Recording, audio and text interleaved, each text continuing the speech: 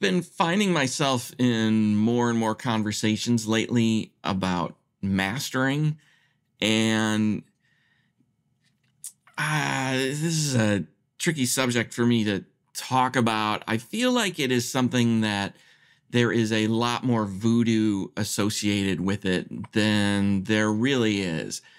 And maybe this needs a whole different video to go along with this one as well. But mastering today, in a lot of ways, is thought of as something very different from what it has been historically. Historically, mastering was this process of taking a song or an album and creating the final master for replication, because there were so many different formats available for consumers over the years, from vinyl to analog tape to 8 tracks to cassette tapes to CDs. Each of these formats had its own technical limitations, and mastering engineers were in charge of making sure that things were going to work right and sound right on those different mediums. And that was a big part of what the mastering engineer did. And there's a little bit more to it, but I want to focus a little bit on the sonic side of things today, because we're all digital. And for those of you who are maybe involved in churches and you're trying to figure out, how do we get our front of house mix to work online? Well, today, this might be of interest to you, because I'm actually going to take a dry, straight board mix, and I'm going to remaster it kind of the way I would if I was putting it online. I'm going to talk about why we need to do this in the first place. So I have a board mix here, and this is the feed that was directly going from the console to the PA. Now, a big part of mastering is getting this translation right. We want our mixes to translate from the environment they were mixed in to kind of every environment in a way, or, as best as we can. And for a live sound board mix, this is a big ask, because our live mixes, we're doing them in big spaces with PAs that sometimes are compromised. We have acoustics that are often compromised. And what we're mixing is really just for that space. We're not worrying as much about taking it out of there. Now, I do believe you can, and I do believe we can get this to translate, which is why I'm going to show you this. But it's still a live mix. It's not perfect. That's maybe part of what's good about it. So why don't our mixes from, say, a front of house console, why don't they just translate? I mean, this mix here that I'm going to play for you in a minute, I was working on a really good PA. I had a great console. I had great microphones. The players on stage were great. I think I do all right as a mix engineer. So why is this translation difficult? Well, part of it, the acoustics in the space that I was in for this, the acoustics in here they're not good. It's no secret. Everybody involved in this, we all know that the acoustics, there's room for improvement. There's some very good reasons why they haven't been in this particular context, but the acoustics, they need some work. Decisions I'm making in front of that console, a lot of it is because, well, the acoustics of the room, they're influencing me. The noise that's coming off the stage is influencing me. All of that stuff is factoring into the mix that I'm creating in that room. Another big part of it, though, is something I've written about in the past, and it is a very, very misunderstood concept when it comes to sound and audio production, and that is this equal loudness principle. The principle of equal loudness is really just a way of explaining how we perceive sound and frequencies as volume changes. Basically, our hearing perception, it is not linear. As things get louder or as they get quieter, we hear a different frequency balance. Now, that doesn't mean that we are going to compensate for that, or we should deliberately compensate for that while we're mixing. We naturally do that. We hear something coming out of a speaker, and then we go and we make a choice. Now, the thing about this board mix is when I was mixing this, it was probably in, let's say, the mid-90s A-weighted SPL.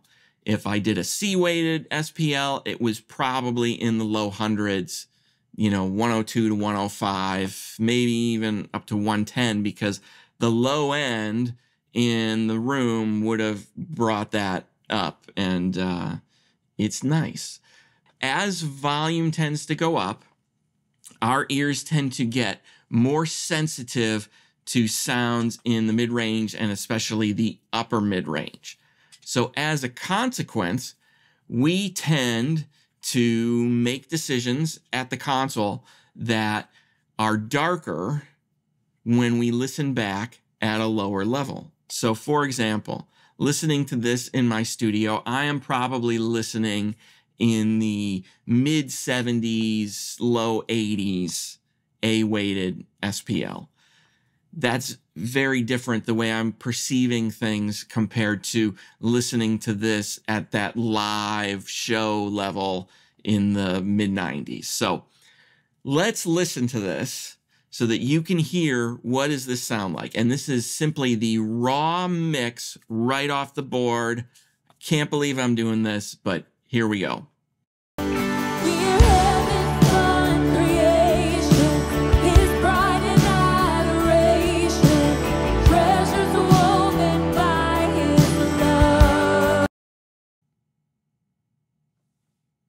Sounds really muddy to me and just bleh. Oh, I hate hearing this. This is not what it should be. This is not what it felt like in the room. But because what we're dealing with is largely due to the way equal loudness works, I can do a little bit to this mix that's going to help it translate at a lower level. So let me walk you through my sort of mastering process on this.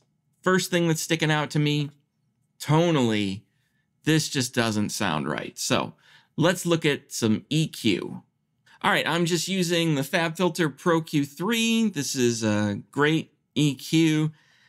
Some very big name mastering engineers. This is the EQ they use. So we have the same tools. This is not like a magic voodoo thing as much as you might think it is when it comes to mastering. The tools that most of us have these days in our DAWs, if we've invested in third-party plugins, those are the same tools that the big guys are using. So it's there. We've got the stuff. So first big thing that's sticking out to me is that kind of muddiness. So what I did was I went in and I cut some of that stuff. So I'm going to play back a little bit and then I'm going to turn that stuff on.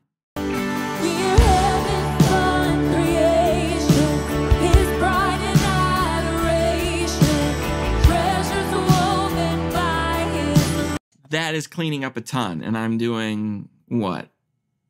It's a lot. 3.5 dB. That's 3.5 dB from a mixing standpoint. That is not a large amount of EQing to do. From a mastering standpoint, that's a little more of a move than, I mean, I wouldn't say it never happens, but that's the kind of thing that's an indicator to me for somebody sending me something to master that there might be something going on in their room or going on with how they mixed it. And in this case, yeah, I was mixing on a very large PA at a high level, not a lot of acoustics. It was not a studio environment, but we're gonna keep going. So cleaned up some of this mud in this mid-range, and then I still wanted it a little bit brighter, so I'm going to pop some of that on. So let me play it back where we're at, and then I'll turn it on.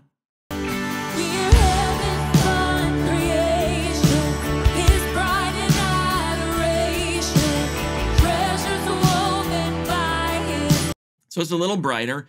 Now, comparing it to some other stuff, I felt like the low end still wasn't quite right, so I gave it a little bit of a bump in the bottom. And this doesn't surprise me. I like using a lot of subs when I mix on PAs. I like having them turned up. Whenever you have something turned up, louder, you are going to do the exact opposite in some of the decisions you're making. Sometimes an easy fix when you are working in a studio environment and you are having problems, maybe you're running out of headroom in your mix, there's a real simple fix. Just turn up your monitors. If your monitors are louder, you won't turn it up too loud. There's a limit for you. I mean, even if you love it, like kicking and cranking and pumping in your room, at some point it will be too much for you. So turn your monitors up to where that's the case, and you will naturally turn things down. In this case, more subs in the room, which was fun and nice for in there. Listening back to it in my studio now, I feel like it needs a little more low end. So again, I'll leave it off and then I'll turn it on.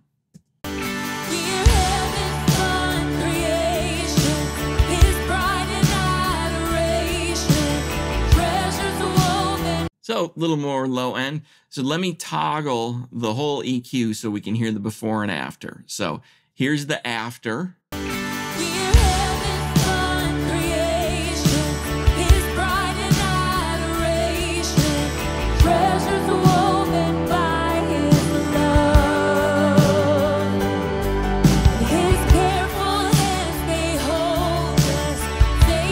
So that's a big difference.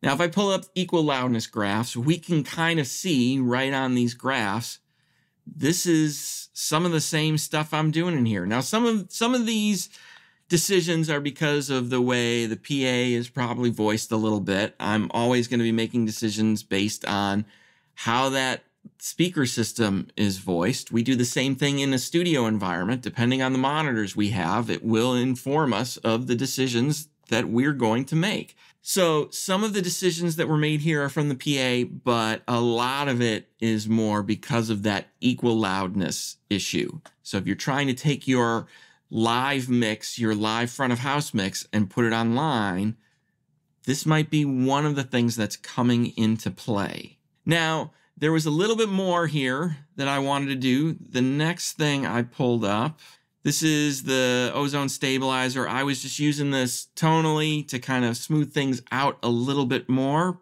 because it's live mix. There's things going on dynamically in there that I am not going to grab and affect in the moment.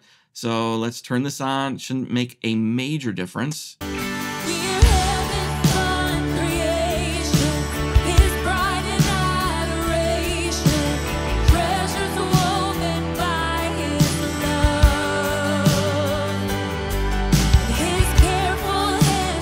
So that was just kind of giving me a little more clarity, I think, on everything. I just feel like it helps overall. I'm not doing a whole lot in there. One thing I'm going to point out, though, is I set this to country. And the reason I did that, this is CCM kind of stuff from a church service.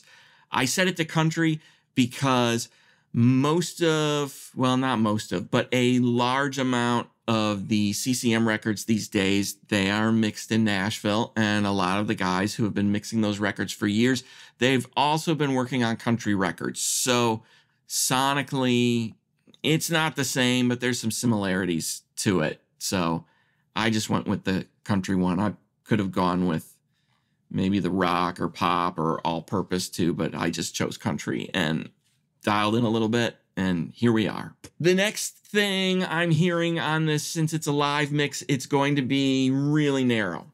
And the reason for this is because live sound is largely a mono experience for people in the room. If we have a large space, typically PAs are designed so there's not a ton of overlap between speakers, because if we had a lot of overlap, there would be a lot of phase issues due to different time arrivals for each of those loudspeaker systems in a lot of the seating.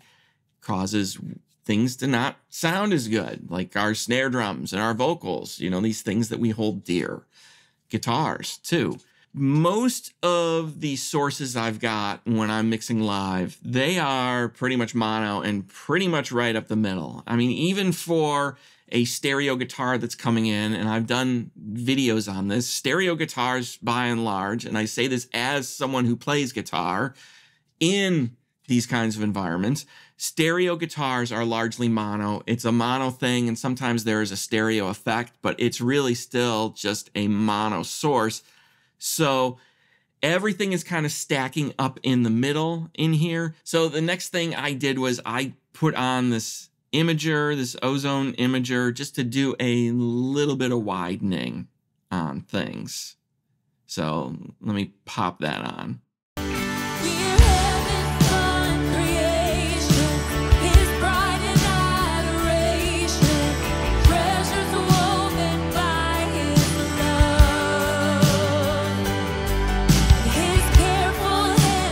Also feels like it cleans up a little bit of that low mid from doing this too. So this might actually be a little more widening than I normally would do on something if I was applying it. But for this case, just trying to get this narrow mix to feel a little more open. It's not going to compare to something that like I would do in the studio. If I was remixing this in here, I feel like I could beat this in 5 minutes. So that's where I'm at with this. But as a live mix and a live board mix, this is okay.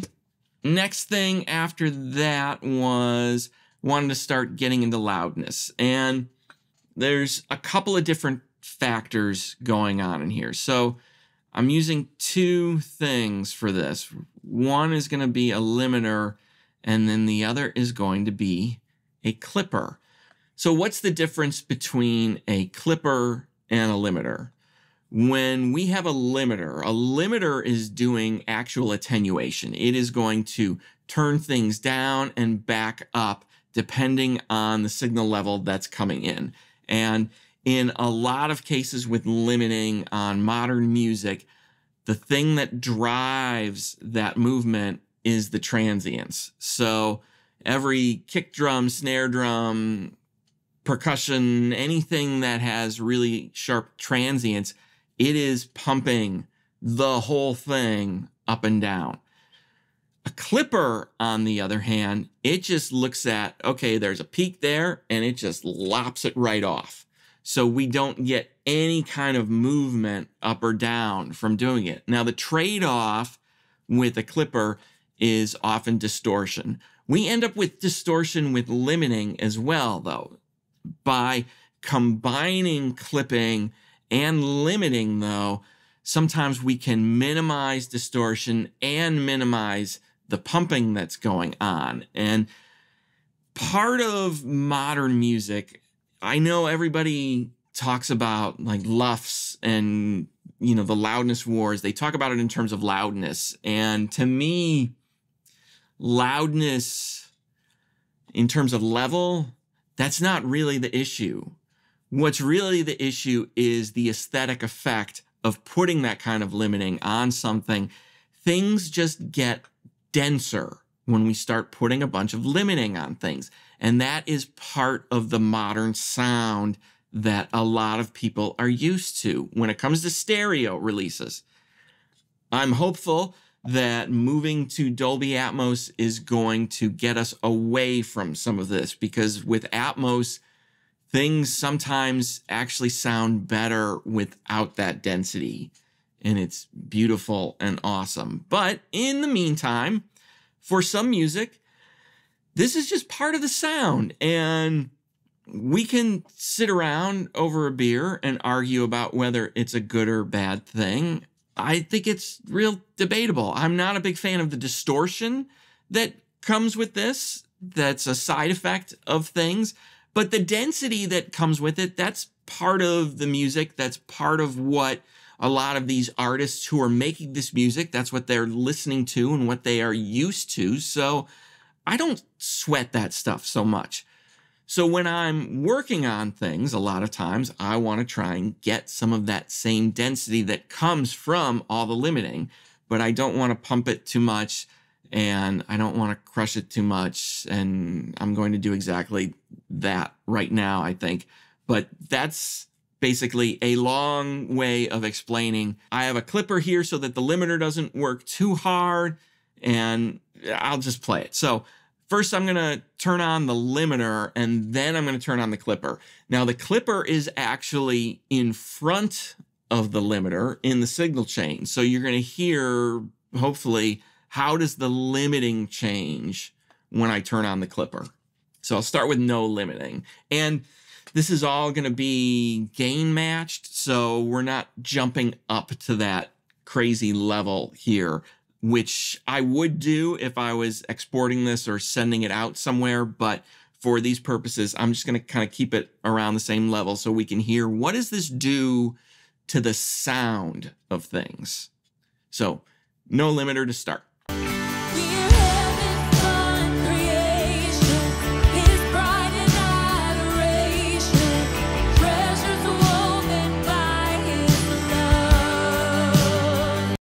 So you can just see on the graph how deep that limiter is kicking in on some things with those kick drums especially. That's part of what I'm trying to stop here. The snare drums aren't actually doing anything too drastic on this right now in this section, but let me play it again with the limiter on, and then I'm going to turn on the clipper.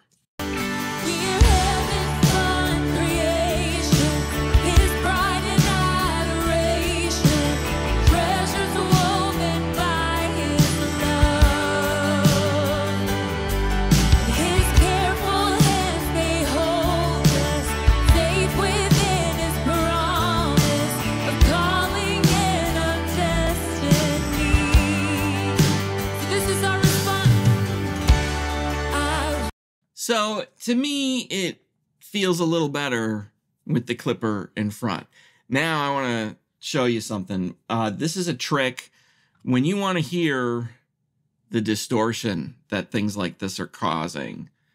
If you have something that will let you monitor in mid-side, if you listen to the sides, you can hear this a little better. I'm going to close these down, these windows down, and I'll just bypass them on the strip because my screen redraw is getting weird. So I'm going to solo up just the sides, and now we're going to be able to hear that distortion that these cause a little more clearly. So I'll start with them off, and then I'll turn them on.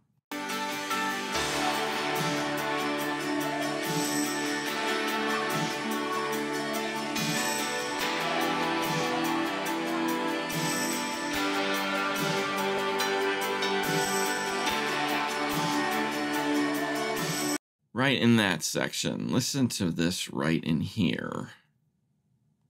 And listen to the distortion. This is just with the limiter. I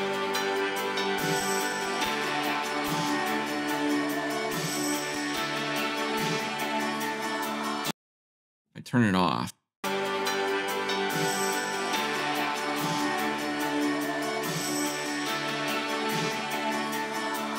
And I'm still hearing distortion on there, but I think the limiter makes it worse. Without it,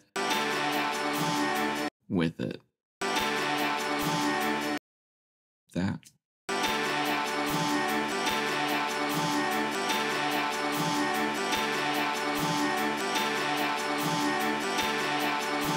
So there's more distortion to my ears when I turn that on. Now I'm going to toggle the clipper and see what that does to that distortion.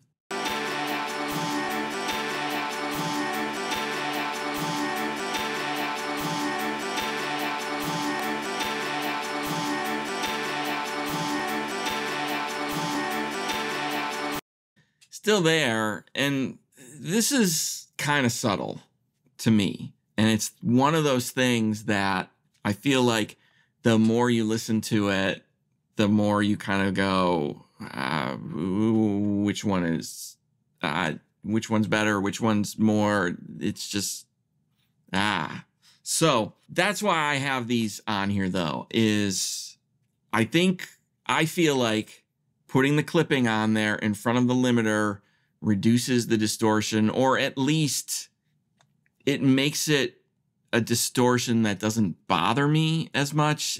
Let's listen to everything that I've done so far. I'm going to turn it all on and off. We'll start with it on and then I'll turn it off.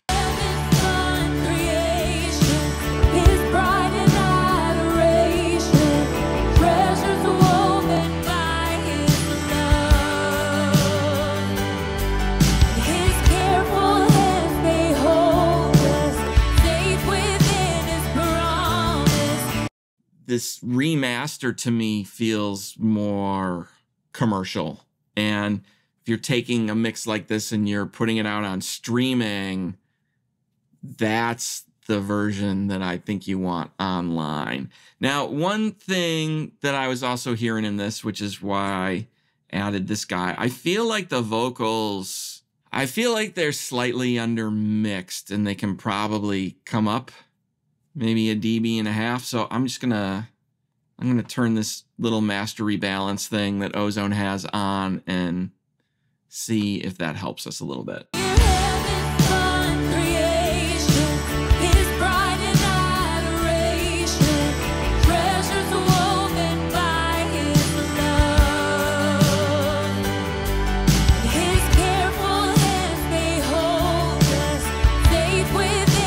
I think that feels better. Now, since we're dealing with a live mix and this is what was going straight to the board, it just doesn't sound, it's too dry. So I'm going to put a little bit of reverb over the entire mix, believe it or not. Here we go with that. I'll start with it off. I'm just using this FabFilter Pro R, which was a recent addition to my collection. I really like it. I like it a lot. This reverb works the way my brain does, but we're not talking about that today. We'll save that for another time. So start with it off and then I'll turn it on.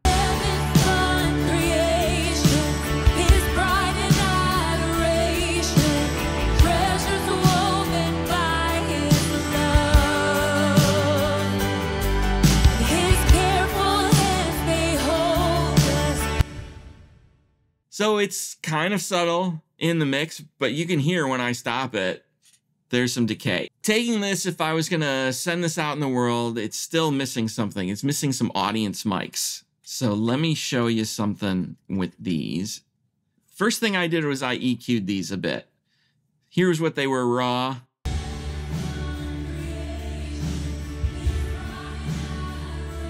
So I wanna clean up some of the mud, and then I'm going to use the EQ to focus on where the crowd is in there. So let me turn that off.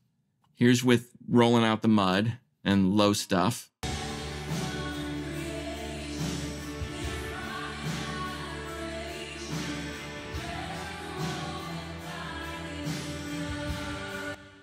So by pushing this area, I'm hearing more of the lead vocal that was coming through the PA, but I am also hearing more of the voices that were going on in the room with this. So here is, I'm going to start with the audience mics off, and then I'm going to turn them on.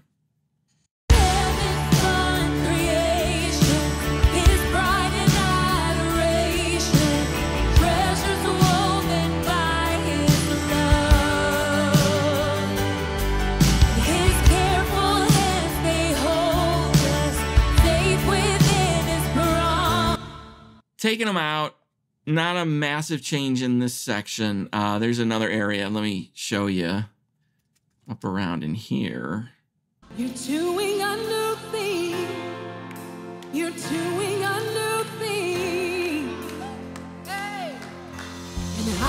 So some of that little bits of audience kind of applause and just clapping that was probably happening in the first few rows, that's gone if I take out the audience mics. You're doing a new thing. Hey.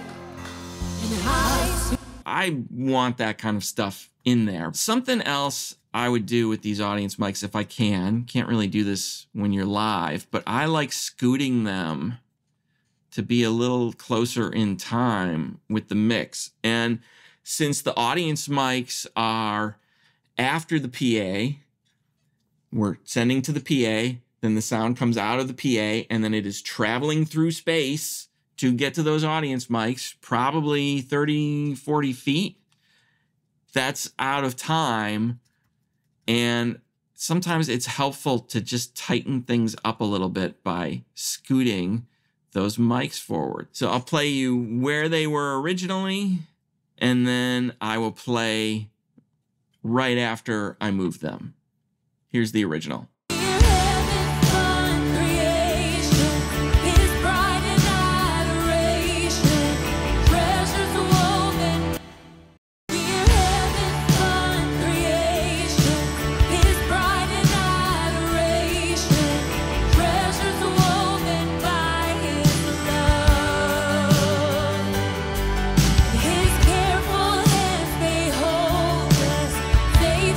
Let's compare all of the stuff I've done to that original board mix. So I'm going to bypass the processing and kill the audience, and then I'll put them back on.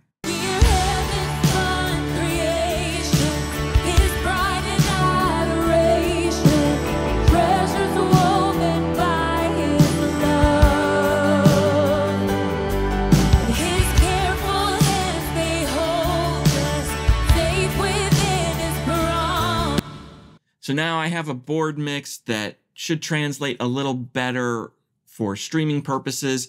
I actually have a chain very similar to this that I created in an LV1 console at the church using Waves plugins, and it works pretty good. I think it's about time for me to tweak it a little bit and readjust it, but it is possible to take a front of house mix if you have a decent mix to begin with. This is remastering something for streaming. The mastering process I go through for here, not that different though from when I'm mastering just a song for somebody. I listen, what do I hear? What do I think can be adjusted to make something translate better? And then I make that choice. Now, if you are maybe involved in a church and you're listening to that board mix and going, gee, I don't even know how to get my board mix to sound like that. You know, I have good news for you. I actually work with a lot of churches around the country, and I provide training and come in and work with them to get the mix. Sometimes I even do things remotely, and we talk through some things to try and just work on improving. You know, whether you are trying to take your front of house mix online or you have a dedicated mix, a lot of times there is always room to improve, and I love helping people improve these things. So if that's you, I would love to hear from you. There are links to get in touch with me down in the description below. Please feel free to reach out. I'd love to hear from you. Love helping other churches improve things. So, and even if you're a mix engineer trying to get better, I've been talking to a lot of people lately about Dolby Atmos stuff, helping them get started. And I've been having a lot of fun listening to what other people are doing in Atmos, because it is just a great and fun thing. So links are in the description. Thanks so much for watching. I will talk to you soon.